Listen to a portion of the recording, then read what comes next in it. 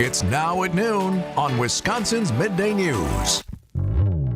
We are now less than 12 hours away from a big cut in air travel. Airlines are scrambling and passengers, they are panicking. The Federal Aviation Administration ordered 10% of flights to be cut at 40 major U.S. airports. Milwaukee is not on that list, but here's the deal. Passengers flying out of Mitchell could still be impacted due to the ripple effect. In fact, delays are already happening due to staffing shortages. Meredith Hubble is trying to get from Milwaukee to Phoenix for a funeral. I got an automatic message that said that my flight had been delayed 5.5 hours. The government shutdown is at the heart of all of this. 4477, turn right, heading 10. The nation's aviation infrastructure relies on controllers being in their chairs in airport control towers and other FAA facilities. The controllers rely on their paychecks, and 6 weeks into the government shutdown, people are starting to get demoralized. Air traffic controller Jack Chris is driving DoorDash to make ends meet. And among his co-workers, we don't see an end in sight. Jim Ryan, ABC News. I'm checking out what's called the misery map right now. It tracks flight delays and cancellations across the country. In just the last couple of hours, we are already close to 680 delays in the U.S.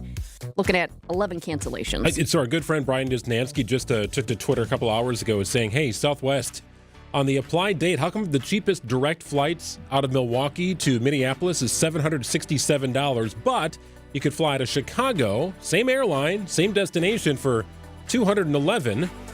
That includes a connection. He's trying to figure out why the prices are fluctuating and all over the place. Well, this is part of it. Definitely part of it. Number 2, jury deadlocked in D.C. Deliberations continue today in a packed courtroom in Washington, D.C. in the trial of Sean Dunn.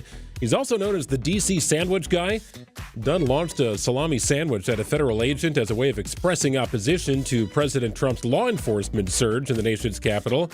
It happened on August 10th. He acknowledges throwing the sandwich. The defense is arguing it's not exactly a federal crime. The sandwich stayed in its wrapper and hit the ground. That's our good friend Scott McFarland, who stepped outside the courtroom to join us on Wednesday's program. The sandwich hit his Kevlar vest, that it, quote, exploded, and that there was a smell of mustard and a stain left behind. And the onion was lodged onto his police rating. Yeah, this is happening in Washington, D.C. During closing arguments on Wednesday, Dunn's attorney told the jury the sandwich toss was protected speech.